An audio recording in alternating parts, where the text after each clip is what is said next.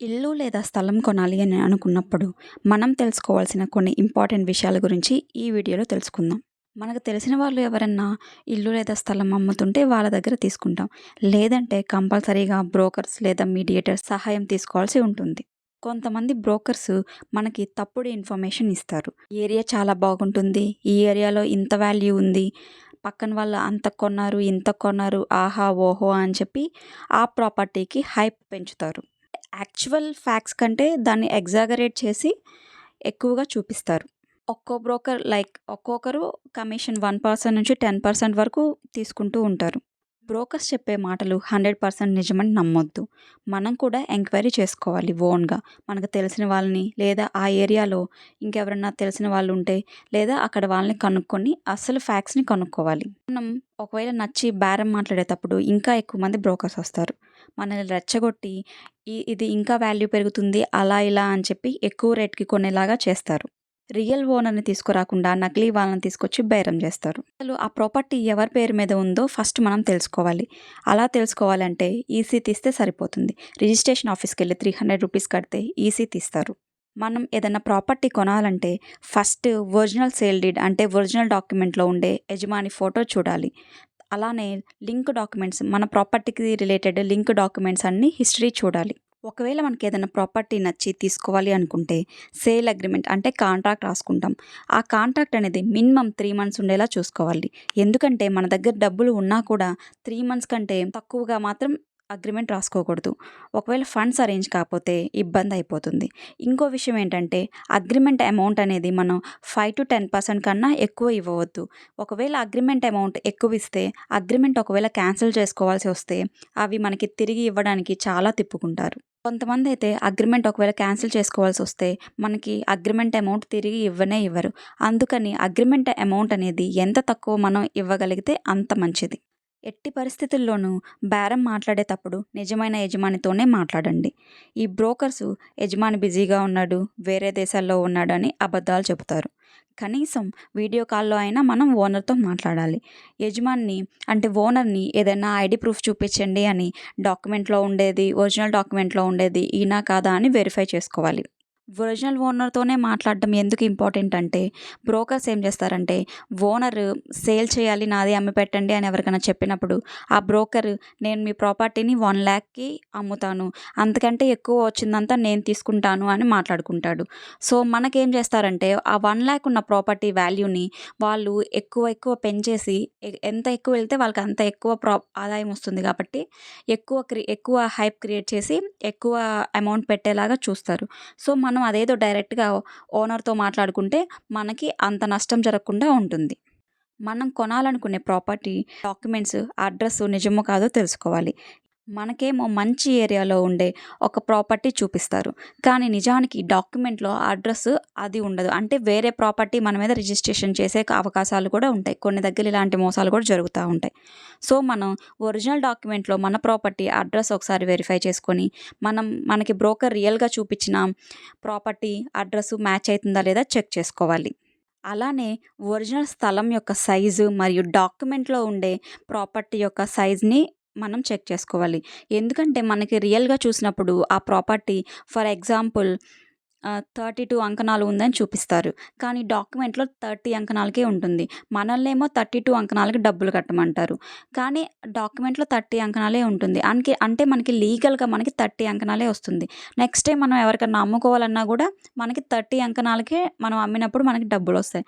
So ఇలాంటివి లేకుండా ఉండాలంటే మన డాక్యుమెంట్‌లో ఎంతైతే సైజ్ ఎన్ని అంకణాలు లేకపోతే మెజర్‌మెంట్ ఎంతైతే ఉందో ఎగ్జాక్ట్‌గా ఉందా లేదా అని కూడా క్రాస్ చెక్ చేసుకోవాలి. ఏదైనా ప్రాపర్టీ నచ్చి ఆ ప్రాపర్టీని మనం కొనాలి అనుకుంటే మనం చెక్ చేసుకోవాల్సిన డాక్యుమెంట్స్ గురించి తెలుసుకుందాం. Main owner sale deed document original ఉండాలి. అలానే ఒరిజినల్ పేపర్స్ మీద స్టాంప్ కూడా ఉండాలి. ఆ ప్రాపర్టీకి సంబంధించిన ఆల్ లింక్డ్ డాక్యుమెంట్స్ అంటే ఆ ప్రాపర్టీ స్టార్ట్ అయినప్పటి నుంచి ఒరిజినల్ ఓనర్ దగ్గర నుంచి అది ఎవరెవరి చేతులు మారింది, ఎవరెవరు దాన్ని కొన్నారు, ఎవరెవరు దాన్ని అమ్మారు అనే రిలేటెడ్ డాక్యుమెంట్స్ అన్నీ వాటిని లింక్ డాక్యుమెంట్స్ అంటారు. అవన్నీ కంపల్సరీగా ఉండాలి. అది వారసత్వంగా గానీ వస్తే యాన్సెస్ట్రల్ ప్రాపర్టీ గానైతే ఫ్యామిలీ ట్రీ సర్టిఫికేట్ మనం చెక్ చేసుకోవాలి. లేకపోతే తర్వాత లీగల్ ఇష్యూస్ వస్తాయి. డాక్యుమెంట్ ఫ్రంట్ పేజ్‌లో ఏదైనా కోర్ట్ సీల్ లేదా సైన్ ఉంటే ఆ ప్రాపర్టీ మీద కేసు ఉంది అని అర్థం. మదర్ డీడ్ సర్టిఫికేట్ కూడా చెక్ చేసుకోవాలి. ఈసీ కూడా చెక్ చేసుకోవాలి. ఆర్టీసీ అంటే records of right and tenancy and crops అంటే ఏదైనా అగ్రికల్చర్ ల్యాండ్ పొలానికి సంబంధించిన మనం ల్యాండ్ గాని కొంటుంటే ఆర్టీసీ కూడా చెక్ చేసుకోవాల్సి ఉంటుంది.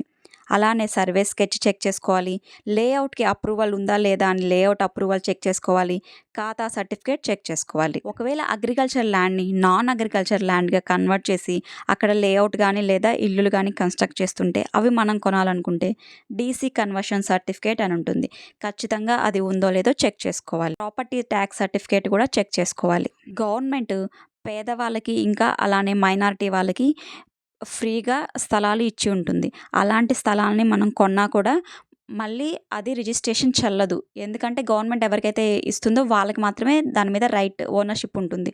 సో, అలాంటి ల్యాండ్స్ మనం కొనకుండా ఉండడమే మంచిది. స్థలం కాగితాలకు కాపీస్ ఎట్టి పరిస్థితుల్లోనూ ఎవ్వరికీ ఇవ్వకూడదు. కొనాలనుకున్న ప్రాపర్టీ లేదా ఇల్లు కట్టేసుంటే దానికి బిల్డింగ్ ప్లాన్ అప్రూవల్ ఉందా లేదా కూడా చెక్ చేసుకోవాలి. మెయిన్ పాయింట్ ఏంటంటే మనం ఈసీ కంపల్సరీ ముందు చెక్ చేసుకోవాలి. తర్వాతే మనం అసలు ఆ ప్రాపర్టీ కొనడానికి దిగాలి. ఒకవేళ ఇంకో ఇంపార్టెంట్ పాయింట్ ఏంటంటే రేపు రిజిస్ట్రేషన్ అయినా కూడా ముందల రోజు రిజిస్ట్రేషన్ ఆఫీస్‌కెళ్ళి ₹300 కడితే మనకి ఈసీ తీసిస్తారు. ముందు రోజు కూడా చెక్ చేసుకోవాలి. ఎందుకంటే ఈ మధ్య కాలంలో జరుగుతున్న మోసాలేంటంటే మనం ఫస్ట్ ఈసీ తీసినప్పుడేమో కరెక్ట్‌గానే ఉంటుంది. కానీ మనం ఈ అగ్రీమెంట్ చేసుకొని మనం డబ్బులు అరేంజ్ చేసి మన రిజిస్ట్రేషన్ పెట్టుకునే లోపు వాళ్ళు వేరే వాళ్ళ మీద రిజిస్ట్రేషన్ చేసేస్తున్నారు. అంటే ఫేక్ రిజిస్ట్రేషన్ మనకి చేయాలని ట్రై చేస్తారు. సో, మనం రేపు రిజిస్ట్రేషన్ పెట్టుకున్నప్పుడు 1 ఆర్ 2 డేస్ ముందు కంపల్సరీగా ఈసీ చెక్ చేసుకోవాలి. ఈసీలో మళ్ళీ ఒకసారి క్రాస్ చెక్ చేసుకోవాలి. ఈసీలో ఓనర్ ఎవరు, ఎప్పుడు కొన్నారు, ఎవరి దగ్గర కొన్నారు అనే డీటెయిల్స్ అన్నీ మనకి కనిపిస్తాయి. ఇప్పుడైతే ఆన్‌లైన్ రిజిస్ట్రేషన్ ప్రాసెస్ ఉంది కాబట్టి చాలా వరకు మోసాలు తగ్గాయి. కొన్ని కొన్ని ఇయర్స్ బ్యాక్ అయితే ఒకే ప్రాపర్టీని ఎంతోమంది పేరుతో వేరు మంది పేరుతో రిజిస్ట్రేషన్ అంటే మల్టిపుల్ రిజిస్ట్రేషన్స్ అనేవి మోసమవుతా ఉండేటివి. మనం ప్రాపర్టీ కొనడానికి మొత్తం డబ్బు మన దగ్గర సమకూరకపోవచ్చు. అప్పుడు మనం అప్పు కానీ లేదా బ్యాంక్‌లో లోన్ కానీ తీసుకోవాల్సి ఉంటుంది. బయట అప్పు తీసుకునే కంటే ఒకవేళ మీకు ఎలిజిబిలిటీ ఉంటే బ్యాంక్‌లో లోన్ తీసుకోవడమే బెస్ట్. ఎందుకంటే తక్కువ వడ్డీకే మనకి ఫండ్స్ అనేవి వస్తాయి. ఈ బ్రోకర్స్ ఏం చేస్తారంటే ఏ బ్యాంక్‌లో లోన్ తీసుకోవాలి, ఈ బ్యాంక్‌లోనే తీసుకోండి అని మనకి సజెస్ట్ చేస్తారు. సజెస్ట్ చేసిన బ్యాంక్‌లో మనం తీసుకోవద్దు. ఎందుకంటే వాళ్ళు బ్యాంక్ వాళ్ళతో టై అప్ అయిపోయి మనకి ఎక్కువ వడ్డీ పడుతున్నా కూడా వాళ్ళైతే ఇక్కడే తీసుకోండి అని మనల్ని ప్రెజర్ చేస్తారు. అలా కాకుండా మనకి ఎక్కడ బ్యాంక్ అకౌంట్ ఉందో లేదా మనమే ఒకసారి 2, 3 బ్యాంక్స్‌లో క్రాస్ చెక్ చేసుకొని ఎక్కడ వడ్డీ తక్కువ ఉందో అక్కడ మాత్రమే మనం లోన్ తీసుకుంటే మంచిది. బ్యాంక్‌లో లోన్ రావాలంటే మనం ఇందాక చెప్పుకున్న నెసెసరీ డాక్యుమెంట్స్ ఏమైతే ఉన్నాయో అవన్నీ ఉంటేనే బ్యాంక్‌లో మనకి లోన్ అనేది వస్తుంది. అవి లేకుండా లోన్ అయితే రాదు. ఒకవేళ మనం బ్యాంక్‌లో లోన్ తీసుకోవాలి అని అనుకుంటే హౌసింగ్ లోన్ అలా ఏమన్నా ఫర్ ఎగ్జాంపుల్ ₹100 వాల్యూ ఉందనుకోండి మనం తీసుకోవాల్సిన హౌస్. బ్యాంక్ వాళ్ళు ₹100 మనకి లోన్ అనేది ఇవ్వరు. బ్యాంక్ వాళ్ళు 70% నుంచి 85% వరకు డిపెండింగ్ అపాన్ బ్యాంక్ రూల్స్. ఒక్కో బ్యాంక్‌కి ఒక్కో లిమిట్ ఉంటుంది. సో, ఆ బ్యాంక్ లిమిట్ ప్రకారం మనకి 70-85% ఇస్తారు. మిగతా ఎంతైతే అమౌంట్ పడుతుందో అది మనమే పే చేసుకోవాల్సి ఉంటుంది. దీన్నే బ్యాంక్స్ టర్మ్స్‌లో మార్జిన్ అని అంటారు. ఇంకో పాయింట్ ఏంటంటే ఒకవేళ మనం కొనాలి అనుకున్న ప్రాపర్టీ గవర్నమెంట్ వాల్యూ వచ్చేసి 5 lakhs అనుకోండి. యాక్చువల్‌గా బయట మార్కెట్ ప్రైస్ వచ్చేసి 20 lakh ఉంది. అప్పుడు మనకి బ్యాంకు 20 lakh అనేది ఇవ్వదు. గవర్నమెంట్ వాల్యూ ఎంతైతే ఉందో ఆ 5 lakhలోనే మార్జిన్ తీసేసి ఇస్తుంది. ఒకవేళ మీకు ఎంతైతే పడుతుందో అంటే 20 lakh పడుతుంది కదా మార్కెట్ ప్రైస్ బయట. సో, 20 lakh లోన్ కావాలి అనుకుంటే మీరు డాక్యుమెంట్స్‌లో గవర్నమెంట్ వాల్యూ 20 lakh అని చూపించి రిజిస్ట్రేషన్ చేసుకోవాల్సి ఉంటుంది. మీరు 20 lakhs రిజిస్ట్రేషన్ డాక్యుమెంట్లు చూపిస్తే మీకు రిజిస్ట్రేషన్ ఛార్జెస్ అనేవి పెరుగుతాయి. అలాగే ఓనర్‌కి ట్యాక్స్ పడుతుంది. ఇండెక్స్ బేస్డ్ ట్యాక్స్ అనేది ఓనర్ గవర్నమెంట్‌కి కట్టాల్సి ఉంటుంది. అందువలన ఓనర్ అనేది గవర్నమెంట్ వాల్యూ పెంచడానికి అంత ఈజీగా ఒప్పుకోడు. అలానే మనకి బ్యాంక్‌లో లోన్ ఇచ్చే అప్పుడు ప్రాసెసింగ్ ఫీ అనేది పడుతుంది. అలానే ఒకవేళ ప్రాపర్టీకి ఇన్సూరెన్స్ కూడా చేస్తారు. ఏమైనా రిస్క్ జరిగితే ఆ లోన్ ఎంతైతే ఉందో అది కవర్ అయ్యేలాగా ఇన్సూరెన్స్ చేస్తారు. అది మన ఇష్టం చేసుకోవడం, చేసుకోకపోవడం. నా సజెషన్ అయితే ప్రాపర్టీకి ఇన్సూరెన్స్ తీసుకోవడమే బెస్ట్. ఒకవేళ బ్యాంక్‌లో లోన్ పెట్టి మనం గాని ప్రాపర్టీ కొంటున్నాం అనుకోండి. రిజిస్ట్రేషన్ అప్పుడు బ్యాంక్ ఏజెంట్ వచ్చి చెక్ చేసుకొని యజమాని దగ్గర ఉన్న ఒరిజినల్ డాక్యుమెంట్స్ అన్నీ వాళ్ళు తీసుకెళ్ళిపోతారు. సో, మనం ఏం చేయాలంటే రిజిస్ట్రేషన్‌కి ముందే ఈ ఒరిజినల్ డాక్యుమెంట్స్ అన్నీ ఒక కాపీ తీసి పెట్టుకుంటే మన దగ్గర కూడా మన ప్రాపర్టీ రిలేటెడ్ డాక్యుమెంట్స్ అనేవి ఒక కాపీగా ఉంటుంది. ఒకవేళ బ్యాంక్‌లో లోన్ తీసుకొని ప్రాపర్టీ కొనాలి అనుకుంటే ఏమైతుందంటే బ్యాంక్‌లో వెంటనే అయిపోదు. 1 వీక్ మినిమమ్ వచ్చేసి 1 వీక్ నుంచి 30 డేస్ అలా పడుతుంది. అంటే మనం ఇవన్నీ వాళ్ళకి రిక్వైర్డ్ డాక్యుమెంట్స్ అన్నీ మనం ప్రొవైడ్ చేయడానికి, వాళ్ళు మన డాక్యుమెంట్స్ అన్నీ ప్రొవైడ్ చేసిన తర్వాత వాళ్ళు ప్రాసెస్ చేయడానికి, హాలిడేస్ ఇలా అన్నీ చూసుకుంటే మినిమమ్ టు మినిమమ్ కనీసం 10 డేస్ నుంచి 30 డేస్ అలా పడుతుంది. సో, మనం ముందు చెప్పుకున్నట్టు మనం అగ్రీమెంట్ అనేది 3 మంత్స్ గాని రాసుకుంటే మనకి కూడా లోన్ అరేంజ్ అవ్వడానికి, ఫండ్స్ రావడానికి అంతా వీలుగా సరిపోతుంది. చాలామందికి ఇల్లు కొనడం లేదా ఏదైనా ప్రాపర్టీ కొనడం అనేది లైఫ్ టైమ్ డ్రీమ్‌గా ఉంటుంది. మీకు గనుక మన వీడియోస్ నచ్చినట్లయితే ఖచ్చితంగా మీ ఫ్రెండ్స్ అండ్ ఫ్యామిలీకి షేర్ చేయండి. Thank you for watching.